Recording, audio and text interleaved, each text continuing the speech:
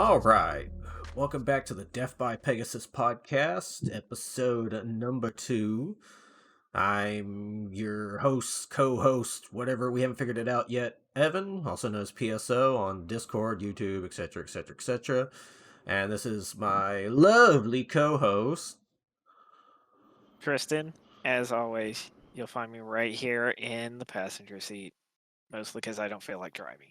Oh, is it like one of those uh student driver cars though, where you've got like the steering wheel just in case I like really screw things up? Well, I mean, it's also not going to work in that scenario, so I mean, it can Oh. be there, but I'm not using it. Oh, he's just waiting for the sweet embrace of death. Gotcha.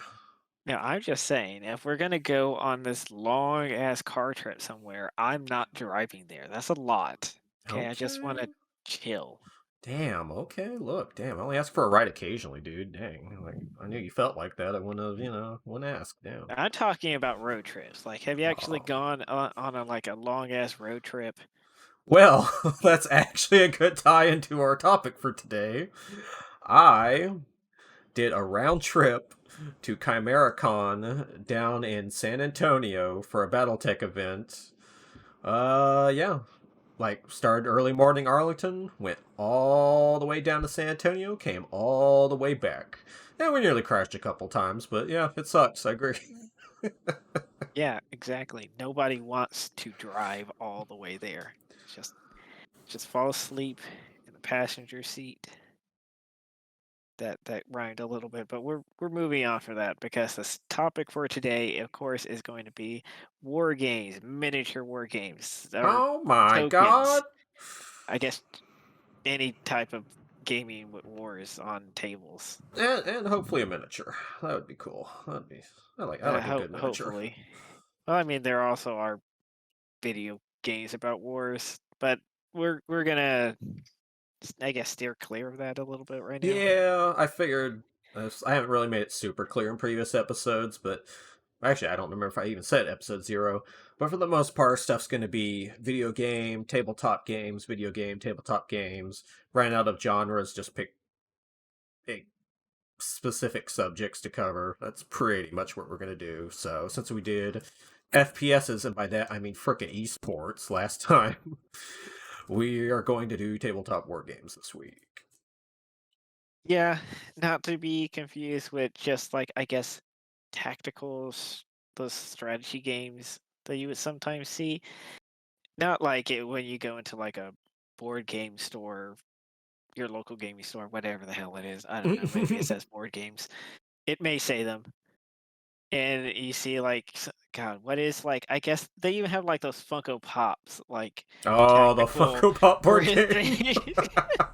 Yeah, that might It be is. amazing. I'm not going to pass judgment if you like that, but yeah, that's a thing. It's not that.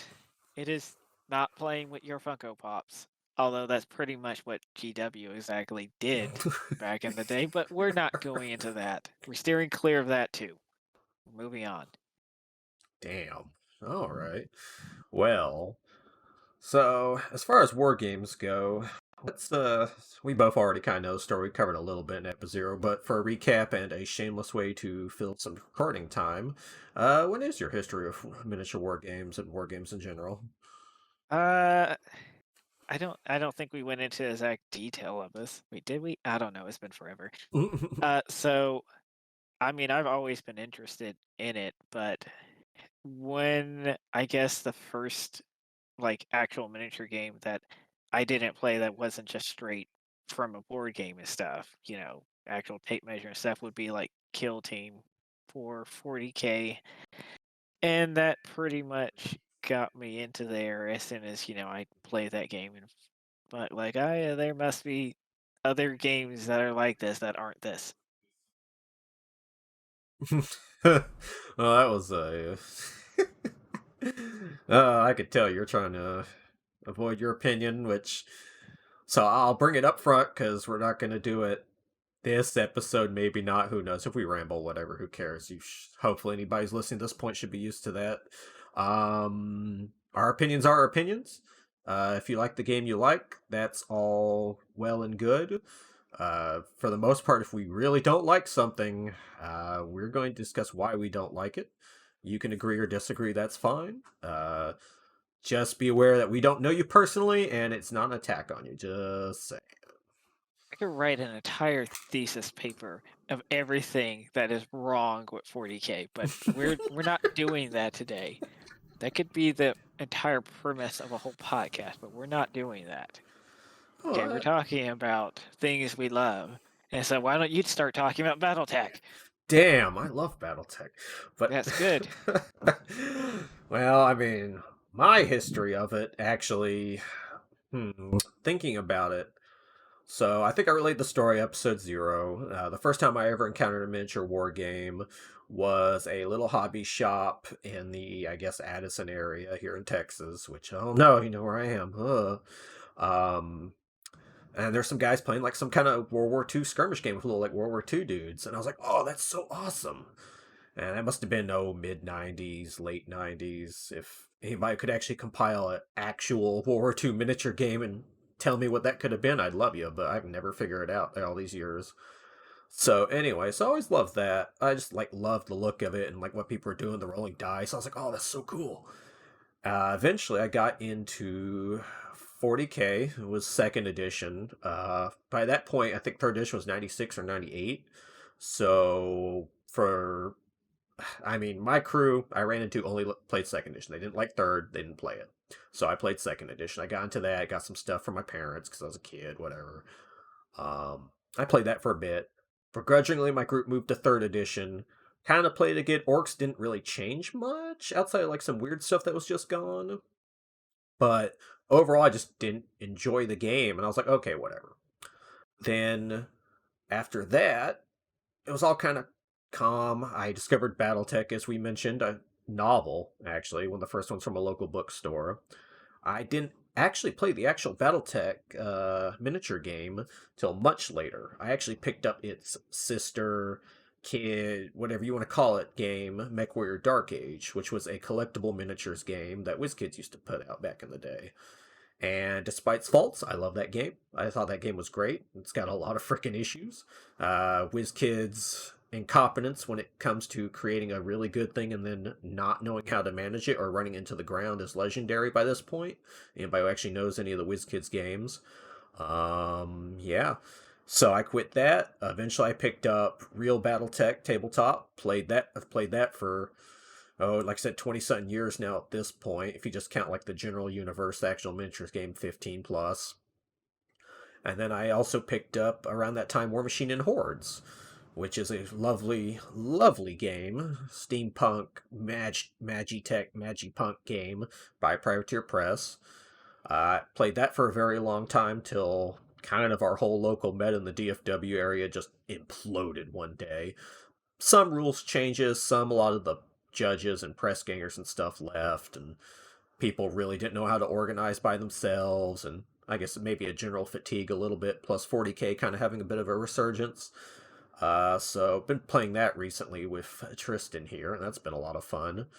But yeah, outside that, I've also played the very fun Star Wars Legion by Fantasy Flight Games, now run by Atomic Mass Games.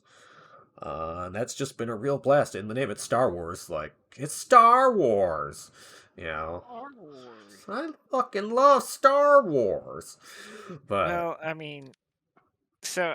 guess that's where I'm gonna come in there. So between me starting like Kill Team during 7th edition, and this is like what 2012, something along those time. I basically have just been going in and out of 40K, and that's mostly because I'm able to find all these games, but I'm not able to find people that want to play with me. So that's always is going to be the issue. And I think Legion was like the first like actual second miniature game that like I really got into for other stuff.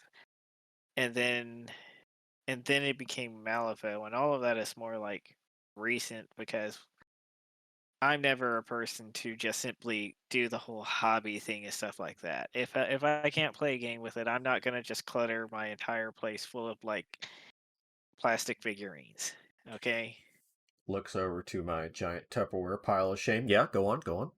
Okay, well, I don't think that's the Tupperware shame. I'm talking about like the weeboo magic, those Oh, porcelain figurines that are just loitering all over the place and stuff like that. I mean, and I guess it's also the whole like ship in a bottle sort of thing. So you have a ship and you assembled it into a bottle.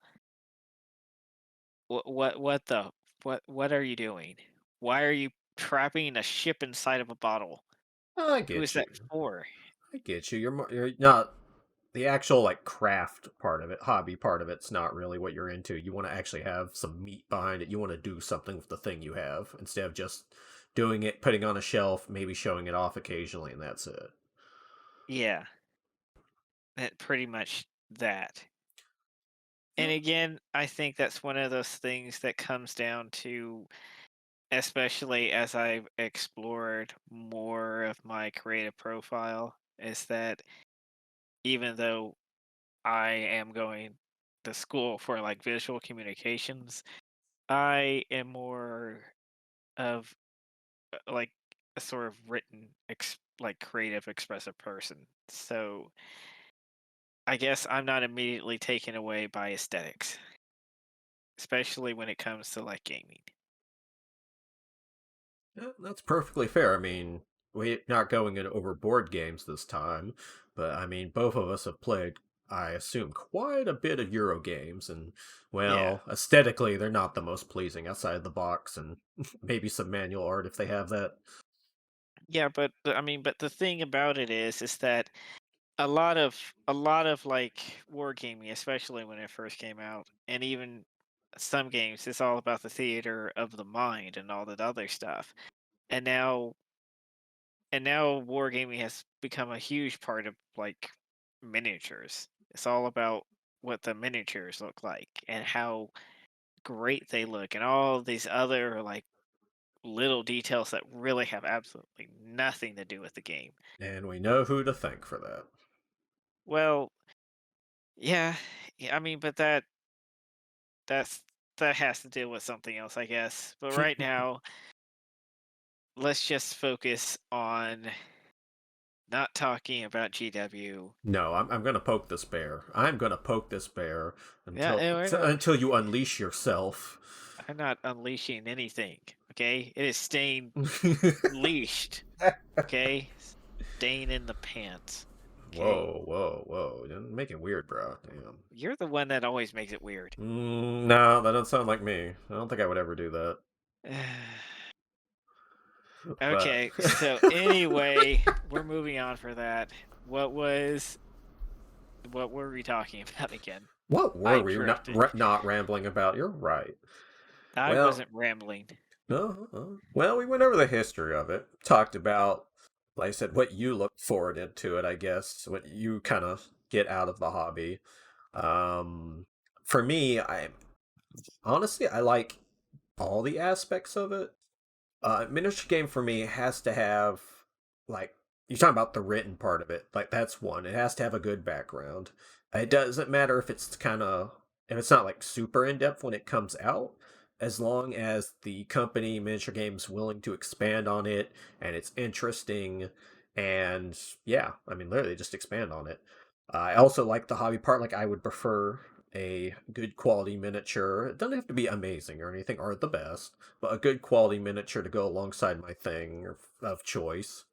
Um, and I'd prefer the rules to be tight because rules being a frickin' mess and a headache does not make me want to play your game. It makes me want to go play another game. Okay, well, I guess we'll start there, and it's very well. I mean, we won't start with the rules. I guess we'll go back to the whole like I guess miniature thing, which I guess is what I was getting at because I don't like the pricing of how miniatures are now, especially with the way GW does it.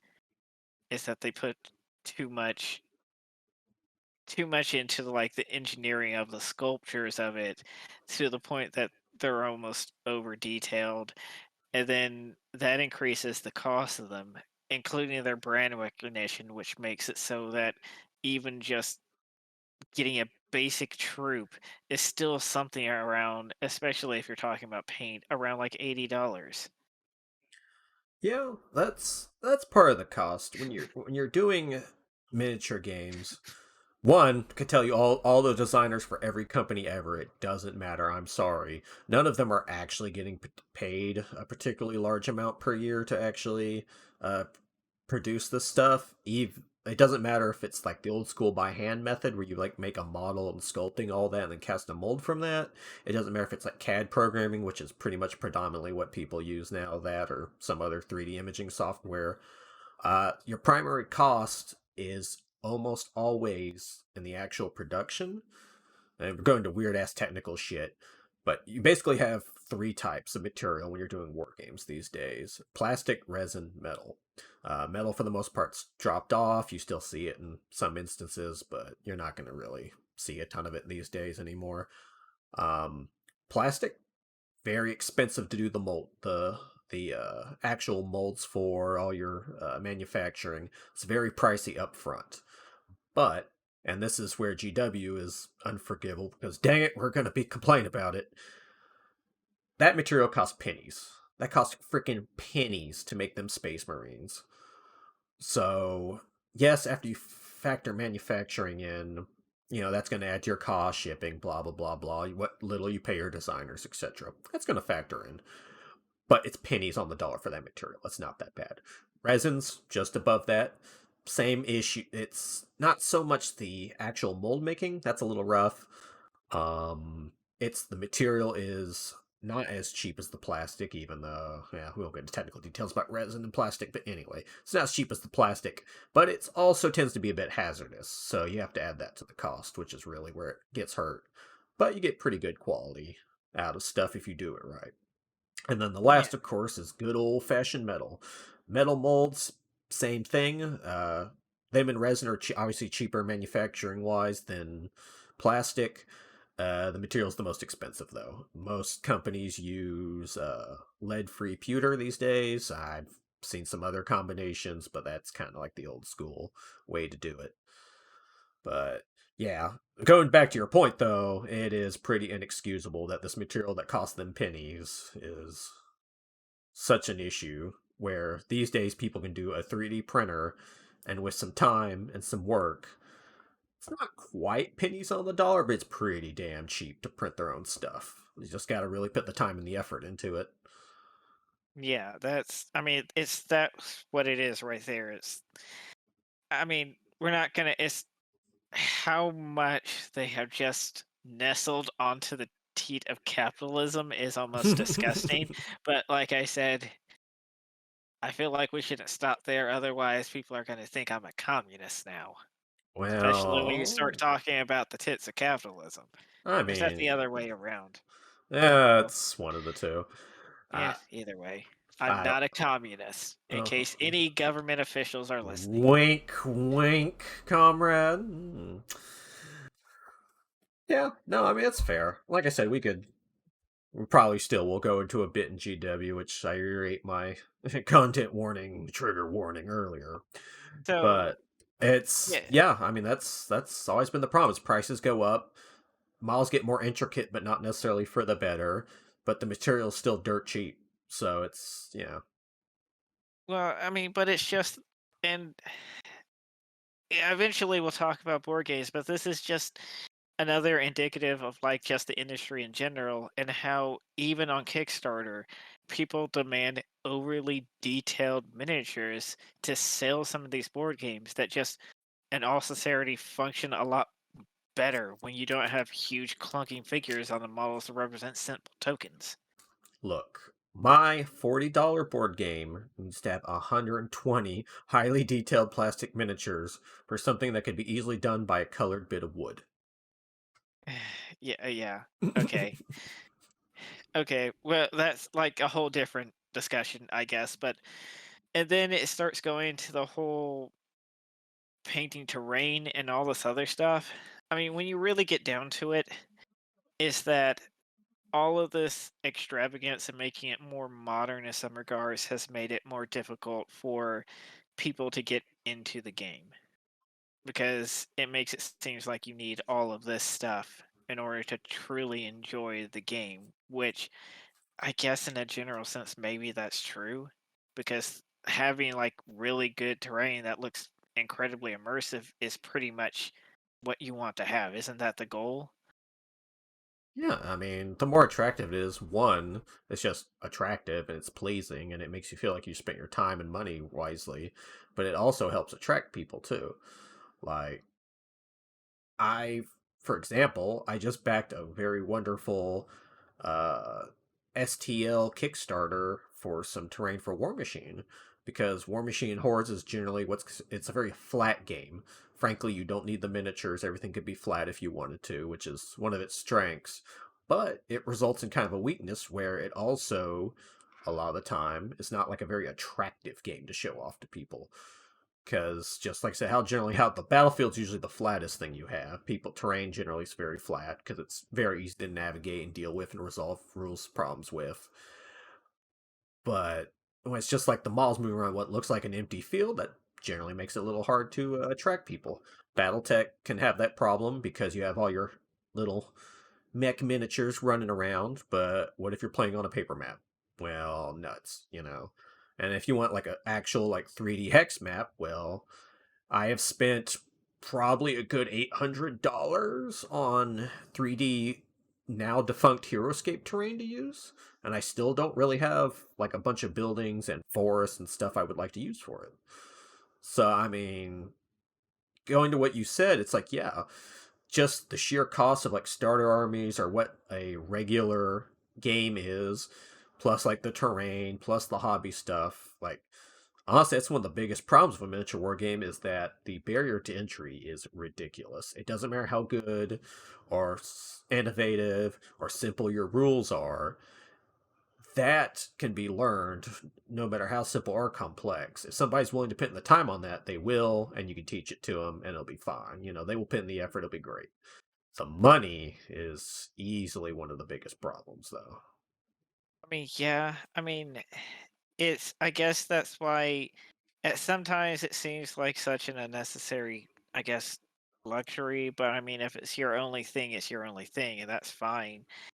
But it's just I guess I'm trying to think of like the actual cost of like even just what the $500 that it took to like start my like restart my 40K army for like Craft World that I did, and even then it's still like not even one fourth of the codex. And then like for exactly half of that, I started a Legion army with options, like an entire army with options, and the 40K list I have for Craft World is just that, and that's pretty bad for anybody that knows anything about 40K and all this other stuff, not to have any options whatsoever. It's I guess it's just one of those weird, I guess, little instances that just makes me wonder why do people like bother bother getting into these things, like having to invest so much like money and time to try to learn it. And I guess it's the same thing, a little bit what we were talking about last time of like I guess with maybe esports, like those sort of like super layered games like MOBAs, like who really takes the time to just learn something this kind of complicated and intricate? Yeah. I mean, that is part of it. It takes a lot of time in every sense of the word, just between hobby, games, playing, etc. For some, you might only get a game a weekend. Yeah, it's I don't know. There's just something. I guess everybody, no matter what, can relate to the idea of when they were a kid, like having their toys or whatever, and it's like, well, what if the rules weren't made up inside my head? Even though that's kind of what rules are when you think about it too hard. But yeah, I think there is something there that is satisfying and entertaining. Yeah, I mean, I guess you already touched on that. Like I mean, you just like everything about it in general, and I guess the reason why is because I'm drawn to it as an intellectual challenge. Mm. Oh, that part's great. That's why I've always liked when you get to like the competitive side. And Legion to a degree, even though I have some complaints about stuff. That's when you get like the really competitive side of War Machine and Hordes, which I'm going to continue to gush over, and you guys can't stop me. That's kind of what a lot of games turn out to. Like even on the like serious tournament level, is you have this puzzle. I have X amount of resources. My opponent has Y amount of resources. How do I accomplish Z?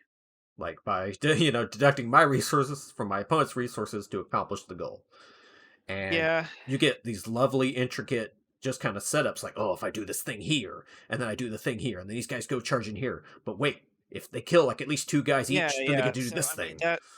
that right there is just, I mean, shows different amount of like play styles. And I guess when I really think about it, one of the other games, plays Malifaux, and I guess the one of the reasons why I'm so attracted to it and been so attracted to it is not just simply the setting and aesthetic, but the fact that it's one of the few skirmish games that actually has like, well, at least that I've seen, that has really good different play styles and asymmetrical play.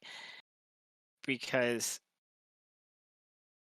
I mean, I guess they're doing it a little bit more, but I mean, remember the whole thing of like 40K was like everybody's kind of the same, and here's just one or two random special rules you got that differentiates, Oh no, we have more which Melta weapons than those is guys. good, and there's nothing wrong with that design. It's just that Well, it's a little bit it's like anything. If it's executed dry, poorly, it's a bit boring, dry. maybe a little bit too. It's like playing checkers. When I guess you could be playing chess, maybe? Yeah, there's a bit of that. It's a very expensive game of checkers. But I mean, yeah, I think that kind of style system can work. I mean, it's always been just the stat line with abilities, but like I said, you can have such divergent things that make it actually interesting if you just actually have good rules writing and well, just interesting creativity within that framework. Like you can do stuff within that framework, you just have to, actually do it. Yeah, I mean, it's just okay, so let's just, I mean, look at, I guess, some of the biggest, like, sort of like army scale, like war games that's going on. And I guess the only ones I think about is like War Machines, Hordes, Legion, and then 40K. Yeah, I would say that's fair. I'm honestly checked out on AOS, so I could not tell you what scale people are playing that in, if people are even bothering to play it, but they keep making models for it, so I assume somebody is. No offense, guys. Well, okay, I guess you can, it's just, okay, let's put it in GW sphere because AOS, technically speaking, has been, at least from what I've been told, has been doing better than 40K. It's just they don't advertise that. Yeah, there's been a lot of, mainly a lot And of I bad press created by themselves, really. and the thing is that as far as I remember as the numbers being told to me, it was like AOS as an entirety of their brand, not just simply the miniature line. Just like 40K is always measured in the entirety of its brand. Which is always a weird thing because remember that they have a lot of other things that aren't miniatures that they're doing. Oh, of course, Board here. games, video games. Mind the clickety clack, we're gonna do some top secret, super duper Google research right now, live on the podcast. Miniature game sales. What was last month? July? July. Yeah, yeah. I mean, that's one way to look at it. Non collectible miniature lines. 40K just beat out Sigmar a little bit. Oh, well, then, yeah. But Sigmar's number two, though. To put that into perspective, 40K is number one, Sigmar's number two. D&D Mini's being crazy by the new incarnation of WizKids, and Oh, Legion's yeah. number four, which is pretty good considering they haven't had a new release by that point for a while, so that's pretty impressive still. Well, it's because, I mean, it's Star Wars. I Star Wars. I mean, there's really no other way to explain it. Yeah, I it just mean, helps the game's actually good on top of that. yeah, that's what I was about to say. It's Star Wars, and they actually made not just simply a competent game, but they made a good game. A good modern war game. Wow. Yeah, I know. And it's like, and not only that, but they're doing it in the same way that, was done in more like 90s style, which is a shared common pool of keywords and making it work. Hmm. Well, actual armies that actually play differently.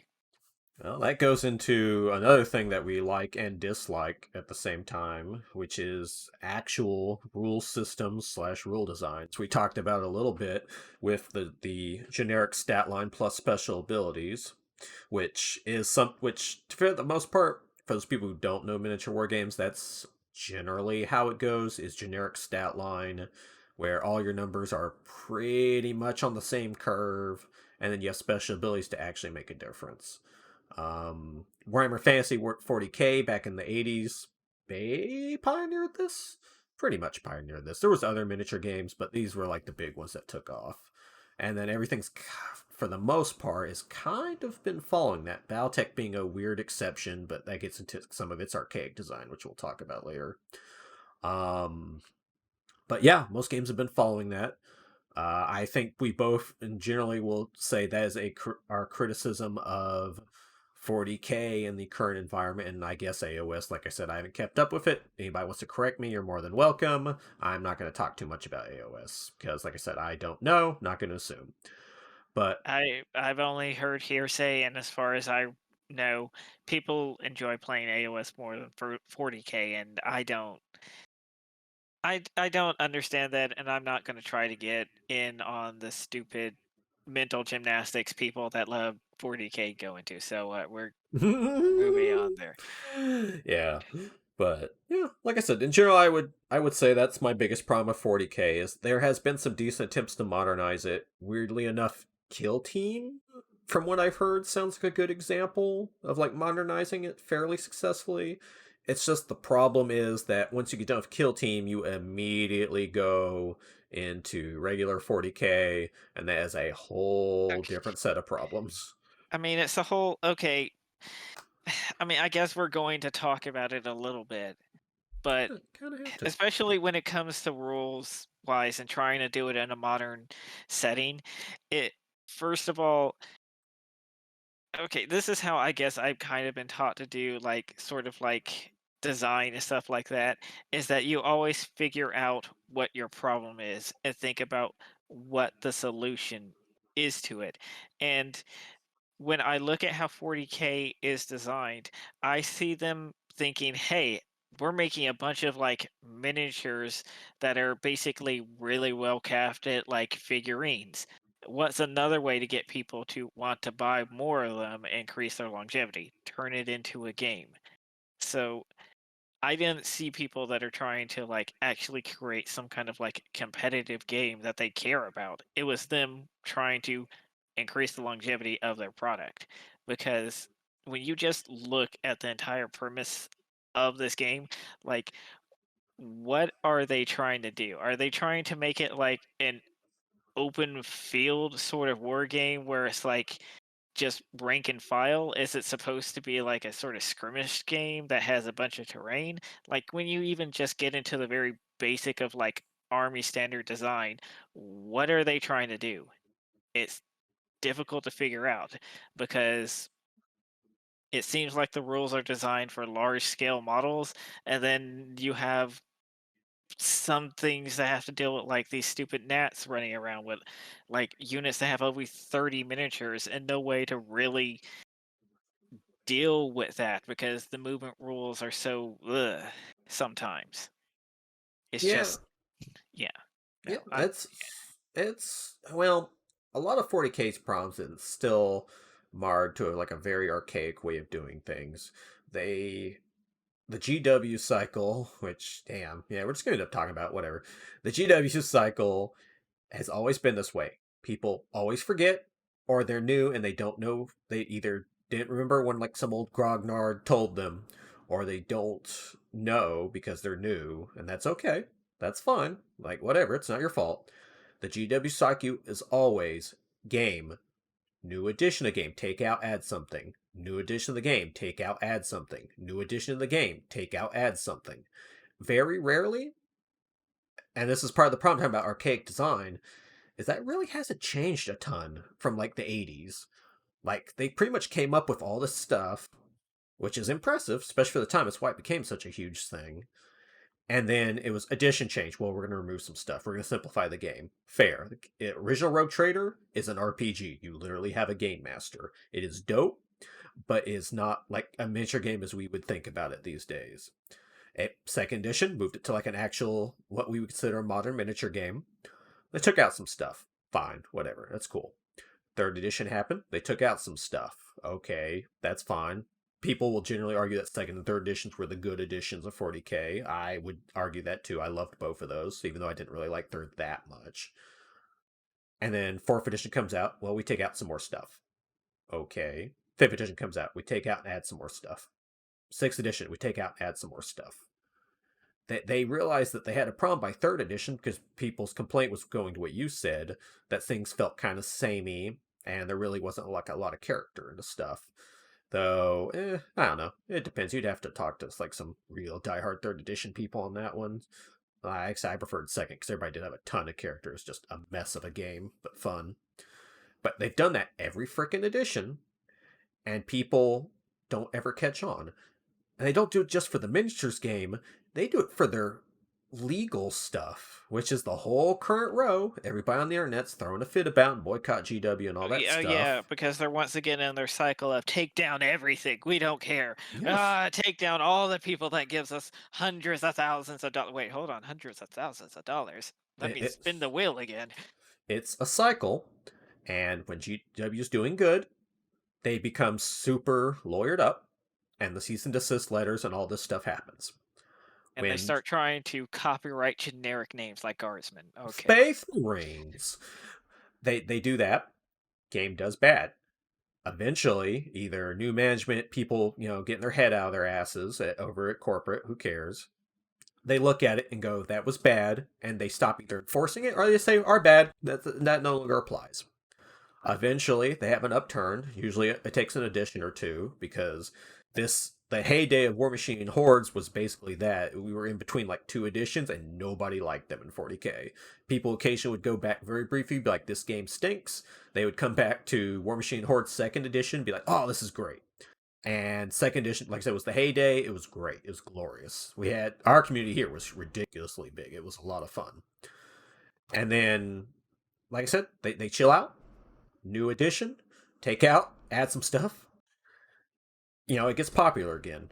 Oh, we're getting really popular. Well, we need to enforce our IPs, our now enforceable IPs, because we made up a bunch of bullshit names for all our stuff, like Craft World, Aether, Knight, Elf, Harlequin, I believe it's Jabronis, I think it's Yondari now or yeah, shit, what was it? YondaryDev.exe, whatever. No one cares. It's stupid. Like, it's all dumb. It's all mouthful. No one says frickin' Adaptes, frickin' Space Marinus, T-Rexus, or I mean, Arrakis. I No one mean, ever and says that that just crap. goes into the other thing, which is that GW never actually like finishes the stories that they create. I mean, Eldar have been a dying race for how many centuries now? Jesus Christ. Like, die or don't. We don't care anymore. Like, they don't finish it out. And I guess that's one of the things that I do like about Malifaux is that they will actually like hold tournament like events and like based on like the results will actually kill off characters. So like Yeah. masters will go away and like the actual lore will change. So Well, I mean, that was something they used to do. They had a nasty habit of going, well, that didn't really happen, or monkey pawing it and being like, well, that happened, but um, but that but I mean, also, well, that goes. I actually just had this conversation today with a guy who used to play. I've played War Machine Hordes with. I play Battletech, I guess now with, and he used to play a GW guy back in the day too. Is that besides the GW cycle, it's like the crab cycle. It's just one step GW. They they I'm trying to think how to explain it. They finally modernized.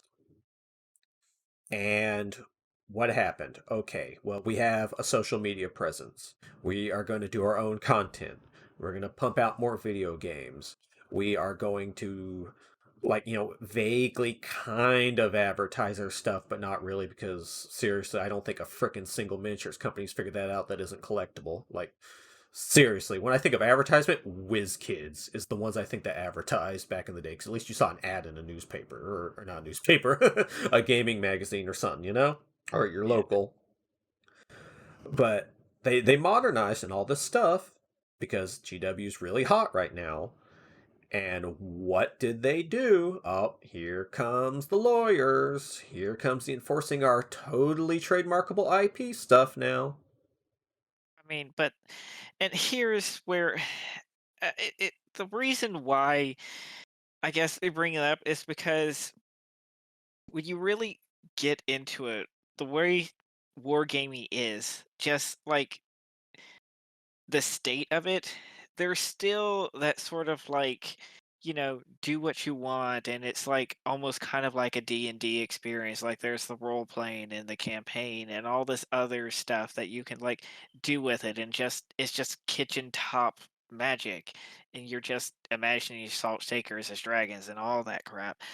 But the thing is that somehow or another,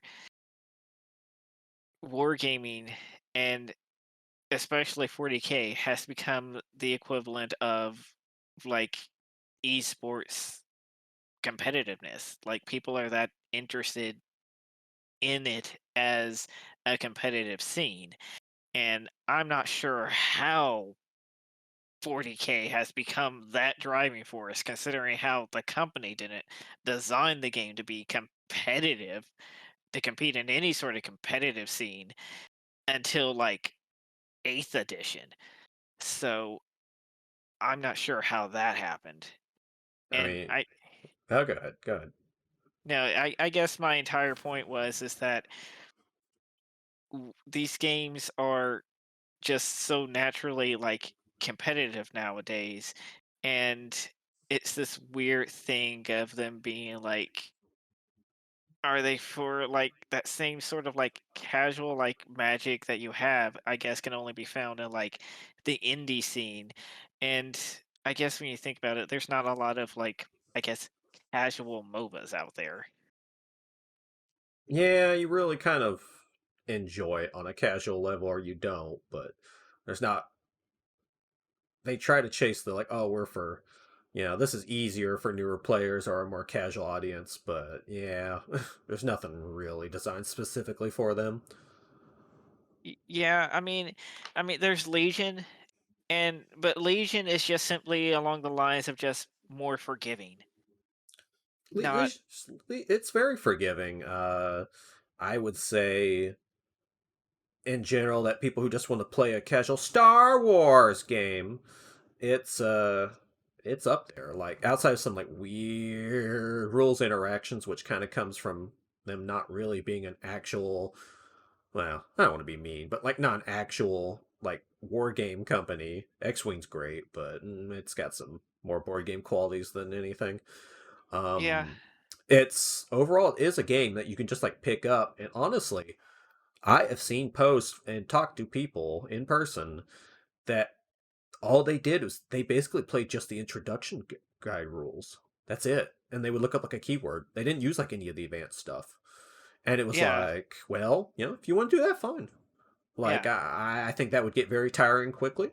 But if that's what you want to do, that's fine. And that's cool that that's an option for you. yeah. I mean, I guess it gets rid of almost any sort of complexity to the game whatsoever. But Yeah.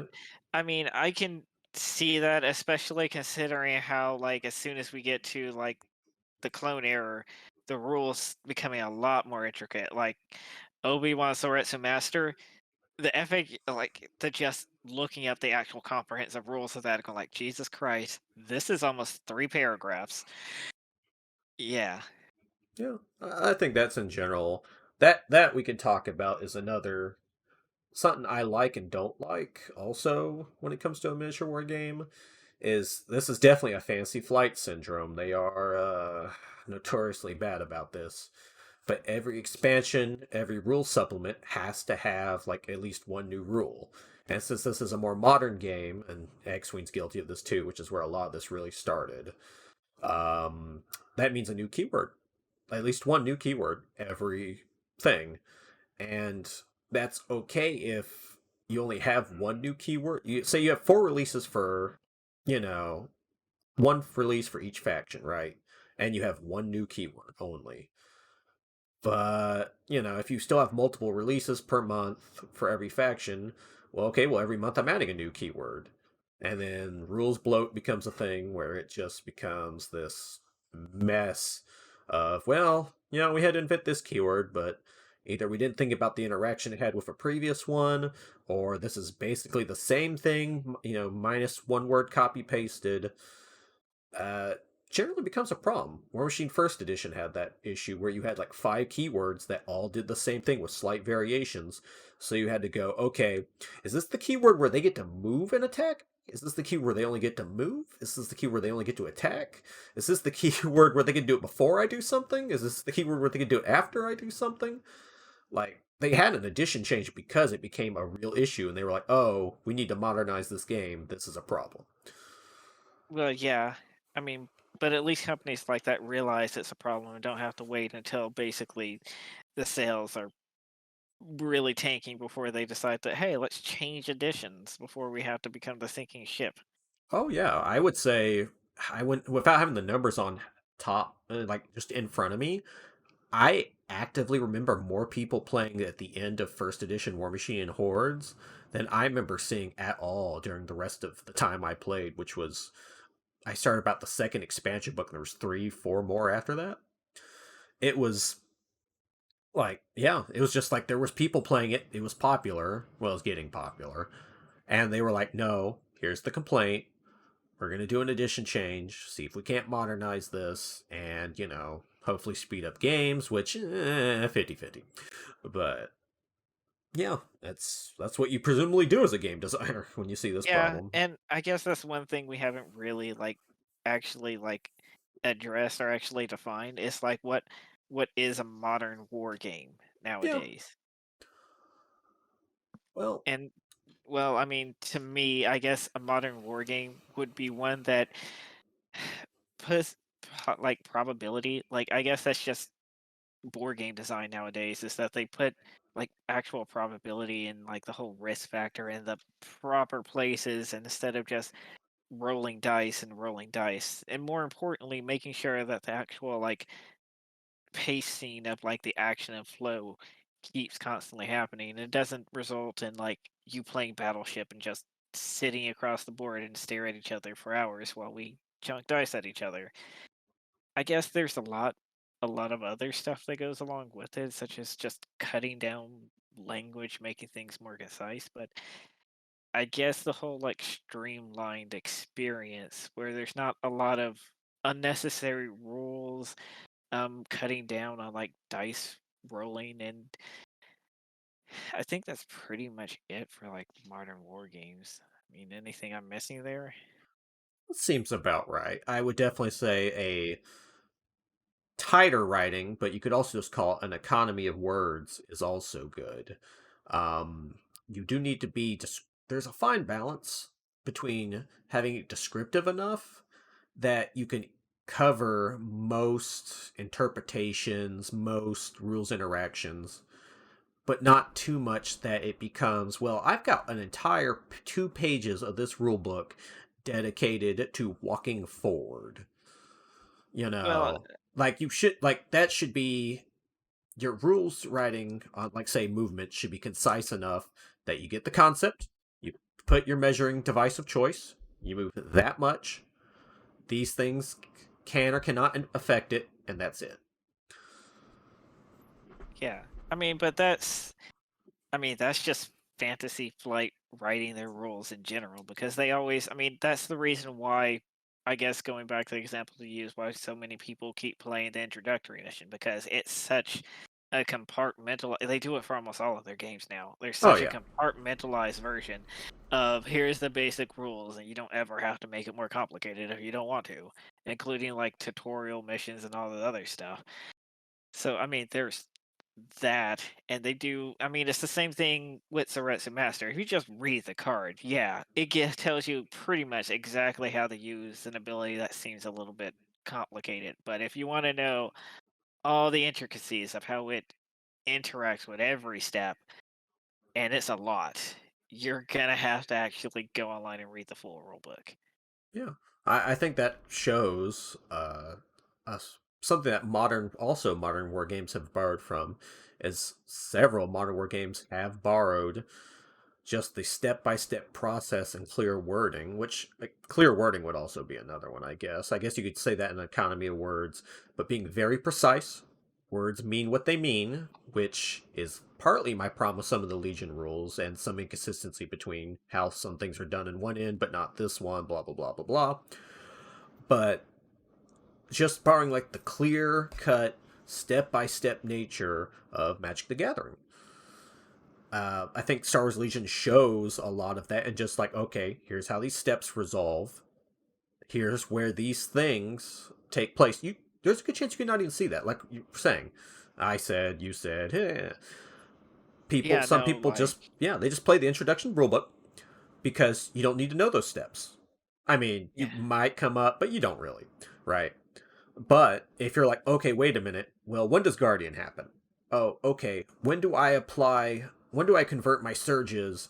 But then you convert your surges, but then you Guardian, but then you dodge, but then it's like yeah. Well, yeah. 10. It's mostly it covers all the intricacy that happens between him using Soretsu Master in combination with Guardian.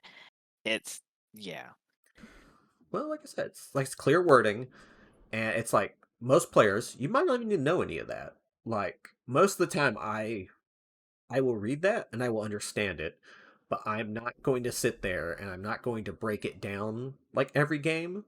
I'm only going to do it when we get some funky rules interaction because a good modern rule design means I shouldn't have to look that up or even necessarily memorize it if I want to do a thing. It just needs to be there and all the wording very clear so I know when it happens, how it happens. It just needs to be there for that interaction. and this goes like a little bit with with rules writers, especially with the designers, because generally speaking, at least from what I've seen of the process, some of the designers don't even write their own rule books because they don't know how to actually translate their intent to a clear cut message that everybody can understand themselves. Yeah, G If Dub. Oh, good.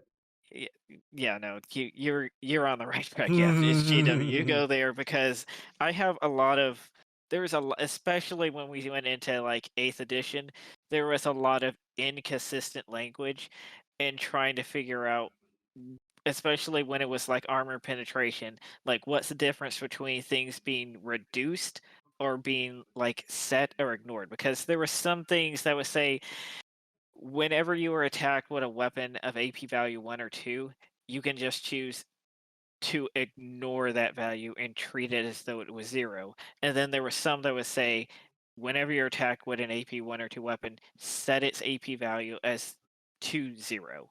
What the fuck? What? Like, they both effectively do the same thing, but they have drastically different wording. And some things literally specifically say AP value weapons that you use can't have their value reduced or changed or anything like that. So when it says reduce and then it says set, how does that work? Because it's yeah, like it's those little things like that. Exactly. It's like what's the difference if you don't have it clearly defined because those are words, people. The English language exists, plus, literally every other language this stuff is translated into.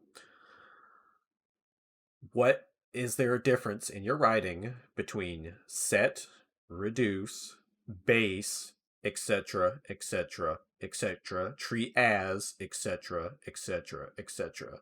And when you have all of those words at the same time somehow, because they will find a frickin' way to do it, it's like, well, what's the final result? Especially when you don't have like a magic style system where it's like, okay, here's the steps, here's how you apply them. When you don't define those things, it becomes a mess to deal with. And I don't mean to like we keep ragging on GW. Sorry, we're gonna rag on GW. They're bad. I'm sorry. It's nothing on you players. I get it. Like I used to play the games too. We cool, man. We're cool. But if just to show I'm not ragging on them, guess what? I have to say GW again, but in a different context. Look at Warlord Games. I like their games. I think they took the base formula that 40K has had forever and Fantasy's had forever, and they've done some good things to try to modernize it. But they have the same damn issue where they don't really know how to format anything, which is another sin when it comes to writing rules. And they have the same wishy washy thing where you can have a different writer per faction book, per rule book, per errata, per just random anything like developer comp talk, conference, diary, article, whatever, dumb shit, app, whatever, and there's no consistency. And you get weird shit like, well, okay, well, this says I can't have, oh, this tank that's this armor value. What happens if I have a tank that treats its armor value as that number, but only if I take this upgrade? How does that work when I buy the thing? Does it armor value count as the original value, or does it count as the upgrade value, therefore making it illegal? You know, that kind of problem. And they're really bad at it, and of course they're former GW people, and it shows. Well, it's just that it's because I mean, I've read a lot of Warlord stuff, and they write completely with the rule of intent, not using commonplace game terminology. And that's the one thing that like Magic, especially after hearing a lot of like reviews and stuff, like their templating and terminology like has to be down pat when you're like trying to design those cards because they are very particular about how things are said, and that's how rules should be, not just simply based on the intent of the designer.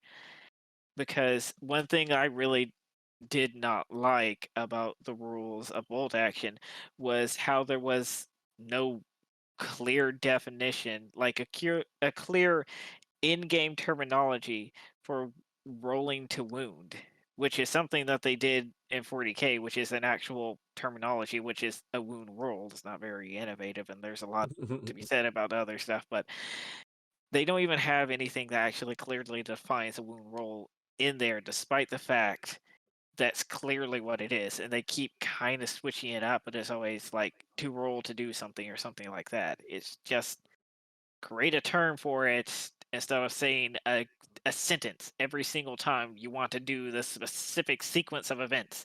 Okay? Just figure out something. Yeah, that like I said, they are very guilty of that, which is really annoying because you can tell from their time as former people who worked on Fantasy and 40K, you can tell they took some stuff from that. They're like, okay, here's the problems with this system, we need to work on it. But yeah, it's frankly the majority of the time when it comes to war games companies, and it's not to belittle or try to reduce the work that goes into this stuff. Writing scenarios alone in a system I didn't have to create and actually make it fair, balanced, and fun is freaking hard, even if you know a system really well. And generally, from what scenarios I've done custom, people generally said I did a great job. They're like, oh, this is better than the published thing. I'm like, yeah, yeah, I spent a lot of time on it. So it's, I get that it takes a lot of time and effort and yada, yada, yada, and that's fine. But you are making a product that you are selling to people, and presumably the idea here is for them to have fun and enjoy it.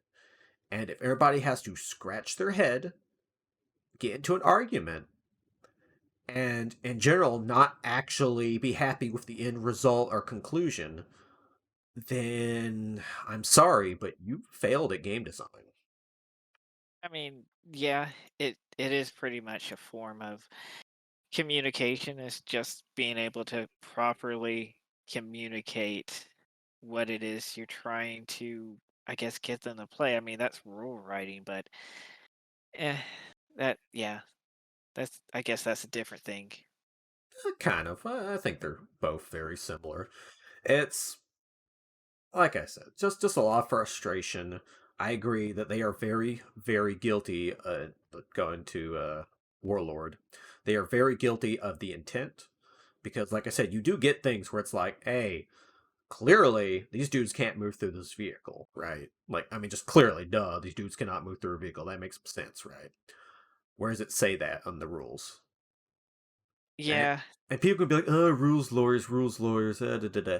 I don't know if that's even a thing anymore. I haven't heard, frankly, and weirdly enough, I have not actually heard that term used super negatively in like the last 10 years because I think for the most part, outside of your smelly guy who uses the rules for your advantages down at the club and is freaking annoying, for the most part, would like to think that a lot of gamers, especially in the tabletop game scene, have realized that clear and concise rules is one of the biggest steps to having a fun and interesting game. But yeah, and that's one, I guess one problem you would have to see, which is that when your rules have to be interpreted in multiple ways is when you really have a problem, Yeah, you know? And that, I mean, that's even like right now with even a couple of even, and that's the problem with GW is that there's always a way to misinterpret the rules sometimes because of just them not keeping consistent language and constantly trying to change it. And it was the same thing with like Craft World and trying to interpret whether or not they can, when they can and can't use fire and fade, because exactly what qualifies during movement phase and all this other stuff. It's just them constantly changing what this language is supposed to mean. yeah, I think they've. I will say again, not to rag on them super hard, but we're gonna do it anyway because screw those guys. I think for the most part, I have slowly, very slowly, there has been improvements in formatting, in wording, etc. over time. It's just very slow, and despite the recent attempts to modernize, it hasn't been that. Honestly, just hasn't been. Just haven't done a lot of it. Like all the praise I've heard for like the last Kill Team. Unfortunately, now the new edition, I've heard a lot of gripes about it, so I don't know how much true that is. I only briefly read over the first new iteration of Kill Team, not the current edition that literally just came out or is coming out, one of the two. Um, but yeah, I mean they've taken the steps. Somebody freaking understands. I just don't. Yeah, I don't know, Well, man. it's I don't know. just it's the problem is that they don't have this particular problem with AOS. And that's because I'm not sure what it is, but like even like the way that they simplify wounds and how to hit and all this other stuff is from AOS as well. The only like real issue that I hear people are saying with AOS is that it's effectively boring because it just becomes a mosh pit of just melee. I, And nobody wants to just sit there and roll dice while they sit and have their models just clumped together. Yeah, I was gonna say that was always the problem I heard when it first came out, besides the like 7 pages of rules and whoever has the biggest mustache and make horse noises, dumb free rules shit they came up with. The biggest complaint I heard was that you have no effective way to disengage or clear, well, for the most part, clear dudes out of melee with each other. So once you kind of like settle into how the fight's going to go and you meet up with your opponent, well, you're now just going to sit there and roll dice back and forth. And this is going to continue until, one side's gone. And then congratulations, you freed one of your 12 units. They are now going to immediately dogpile into somebody on the sides and repeat. Yeah. And it just becomes a big old mess. There's no maneuvering after the initial maneuvering. Which, to be fair, some people have complained about War Machine Hordes, but by its interaction and how freaking lethal the game is, that's very rare that you just get two lines stuck together forever. Like, it happens, but we're talking like a turn or two at best, at worst, you know? So, Yeah. I mean, from the games we played, I mean, but then again, we haven't thrown like gnats against each other.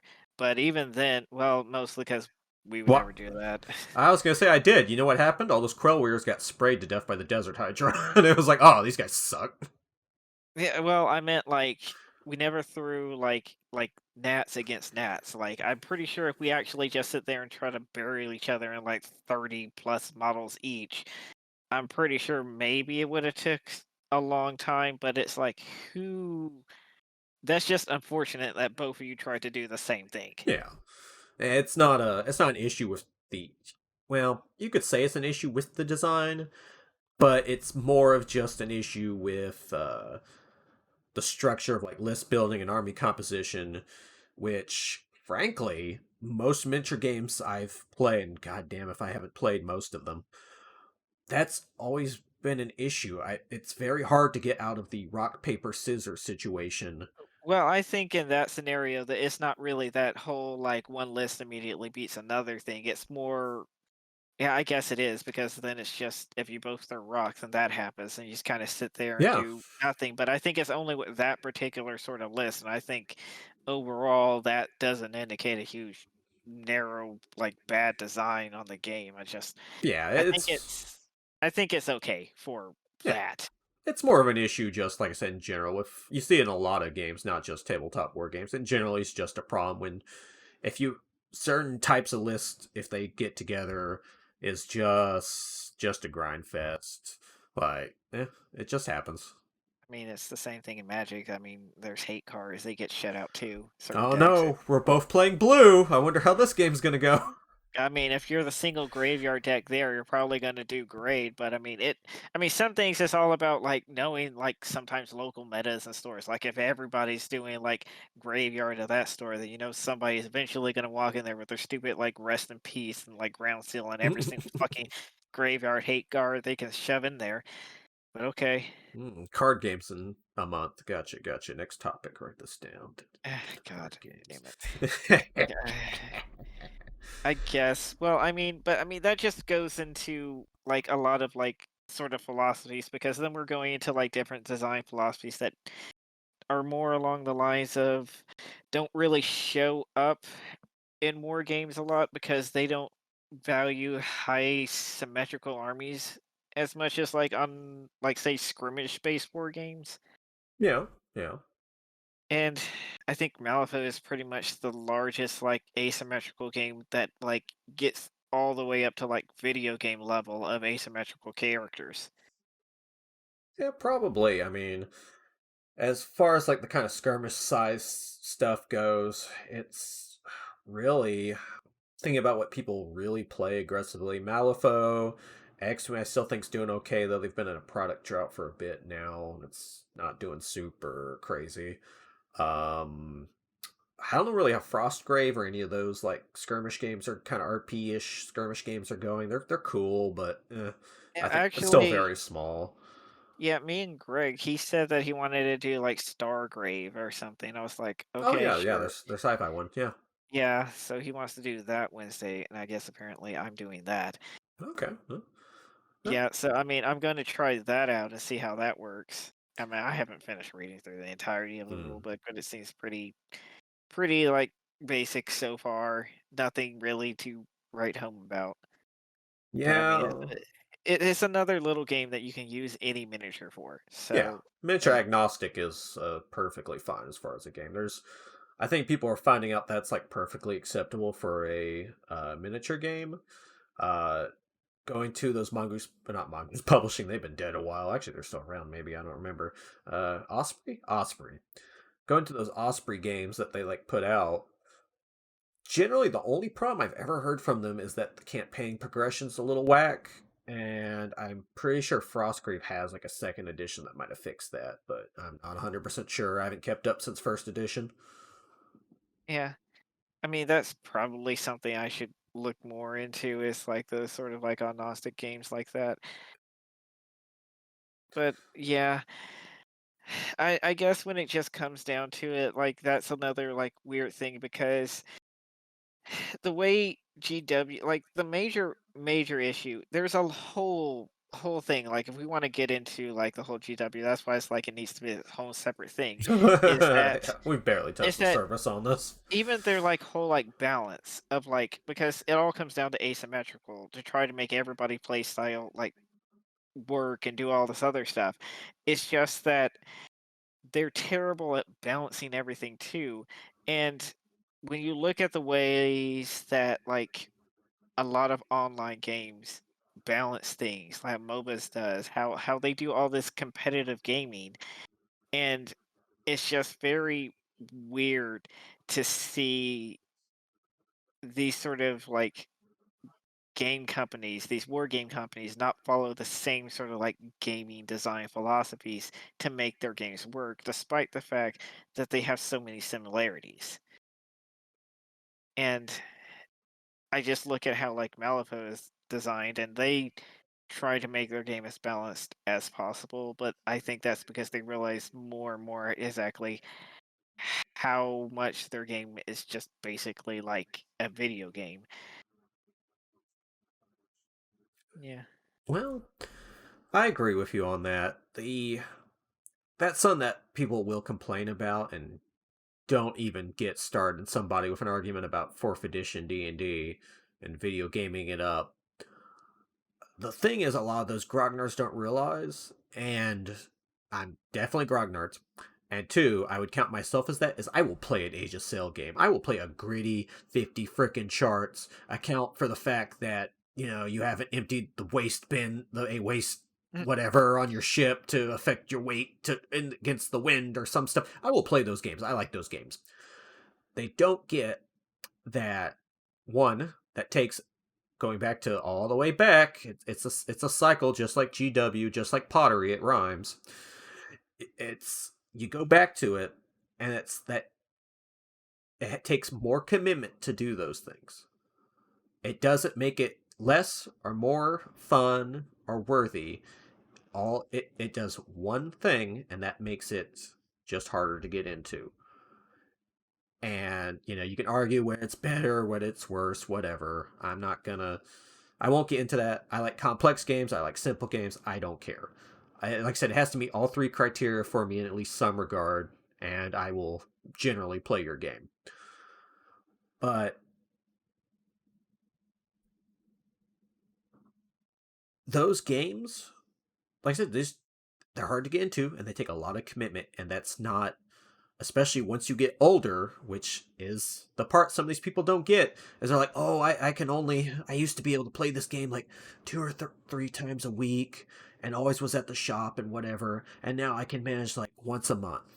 Yeah, it's called getting old. When you were a kid and you had that weird level of patience we all had as a kid, because it was a game and it was fun and it was interesting, and you had all this free time, you could do that.